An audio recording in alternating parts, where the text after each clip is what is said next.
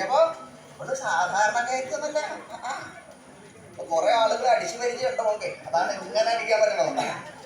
എന്നാ ചാടി തരാം. എന്ത് ചെയ്തു? ഹനുമാൻ ഇങ്ങോട്ട് തിരിഞ്ഞ ലങ്കാലക്ഷ്മിയുടെ മാറത്ത് കയറി ഇരുന്നുകൊണ്ട് തന്റെ കൈ തിരുമ്പി ലങ്കാലക്ഷ്മിയെ മാറി മാറി പ്രഹരിച്ചു. രണ്ട് പ്രഹരം, ഹനുമാന്റെ പ്രഹരം ഇങ്ങോട്ട് കിട്ടേണ്ടതാകുന്നു. ആ രാക്ഷസിയുടെ രൂപം ഇങ്ങോട്ട് മാറി. അടി കിട്ടിയ രൂപം ആരുടെയും മാറുകയെ അതാണ് പറയുന്നത്. ഞാൻ ഇച്ചിരി രൂപം മാറ്റുകയെന്ന് പറയാറുണ്ട്. ഇത് അടി കിട്ടിയപ്പോ ഒക്കെ കൂടി മാറി. അതെന്താ മാറാൻ കഴിഞ്ഞാൽ അവള് രാക്ഷസിയല്ല, പിന്നെ ആരാ? ദേവസ്ത്രീകളിൽ ഒരുത്തിയാണ്.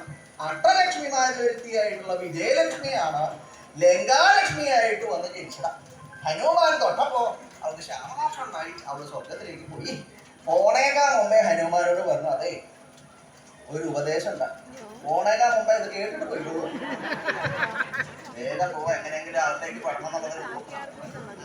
അതെ, ശത്രുവിന്റെ ഭവനത്തിൽ പോകുമ്പോ ശ്രദ്ധിച്ച് കേൾക്കണം. ഇതുവരെ കേട്ട പോലെ അല്ലാതെ, ശത്രുവിന്റെ ഭവനത്തിലാണ് പോണതെങ്കിൽ പ്രധാന വഴി കൂടെ പോകരുത് കേട്ടോ.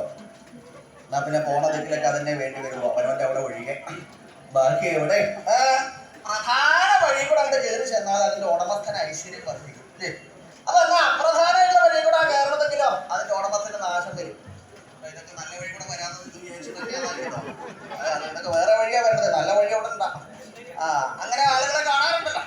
അപ്പൊ ഹനുമാൻ അത് ചെയ്യണം, രാവണൻ മുടിയണം, അതാണ് ആവശ്യം.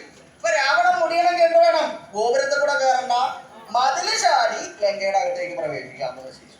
അങ്ങനെയാണ് ഈ മതില് ചാട്ടം തുടങ്ങിയത്. ഹനുമാൻ ഈ മതില് ചാടി അങ്ങടെ ചാടി ആദ്യം കാല് കുത്തണതും കൂടി മനസ്സിലാക്കണം. ഏത് കാലാ കുത്തേണ്ടത്? അല്ല, ഇവിടെ ഇപ്പൊ കുത്താൻ രണ്ട് പക്ഷേ ഉള്ളൂ, ഒന്നിന് ഇടതല്ലെങ്കിൽ വലുത.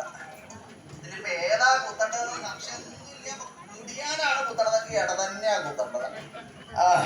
കാരണം ഏകദേശം ആ കുത്തിയ ആളുകൾക്ക് തന്നെ മനസ്സിലായി തുടങ്ങി, ഇത് വേണ്ടിയിരുന്നില്ല ഈ കുത്ത, ഇതൊക്കെ കൂടി മുടിയുന്നാ തോന്നുന്നത്. അങ്ങനെ ഇടത് കാല് കുത്തിയിട്ടാണ് ലങ്കയുടെ ഉള്ളിലേക്ക് കയറിയത്. കയറി പല ദിക്കിലും അന്വേഷിച്ച് സഞ്ചരിച്ച്, ദേവിയെ അന്വേഷിച്ച് സഞ്ചരിച്ച് അവസാനം ദേവിയെ കണ്ടു. കണ്ട